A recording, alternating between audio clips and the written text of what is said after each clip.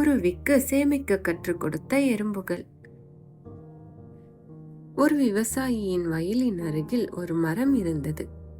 அதன் கீழே ஒரு எறும்பு குன்றும் அதில் சில எறும்புகளும் வாழ்ந்து வந்தன. அந்த மரத்தில் 2 குருவிகளும் வாழ்ந்து வந்தன.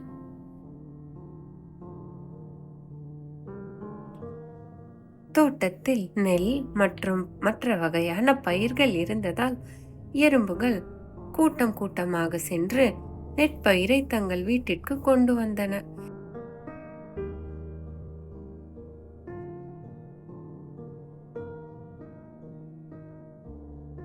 எறும்புகள் கஷ்டப்படுவதை பார்த்த குருவி, ஏன் இப்படி மிகவும் கஷ்டப்படுகிறீர்கள்?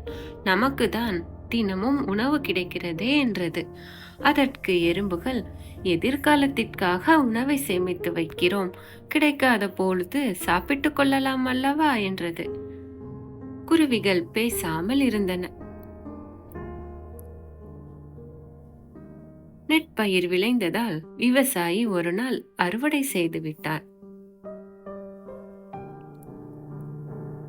பிறகு குருவிகளுக்கு உண்ண உணவே கிடைக்கவில்லை. ஒரு நாள் திடீரென பயங்கரமாக மழை பொழிய ஆரம்பித்தது. குருவிகள் அனைத்தும் மிகவும் பசியாக இருந்தது. எறும்புகள் வந்து வெளியே குருவிகள் நிற்பதை பார்த்தது. அதற்கு குருவியை பார்க்க பாவமாக இருந்தது. அது சேமித்து வைத்த உணவை குருவிகளுக்கு சாப்பிட கொடுத்தது.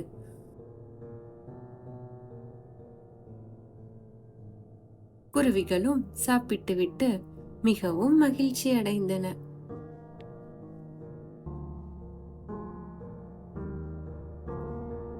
அன்றிலிருந்து குருவிகளுக்கு நாமும் இதுபோல் ஏன் வாழக்கூடாது என்ற எண்ணம் வந்தது.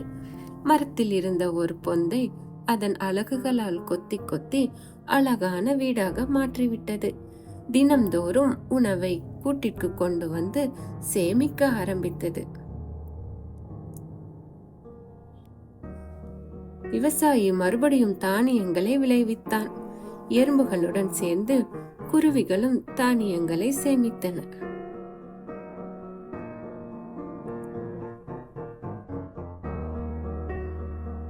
ஒரு நாள் நல்ல மழை பெய்தது.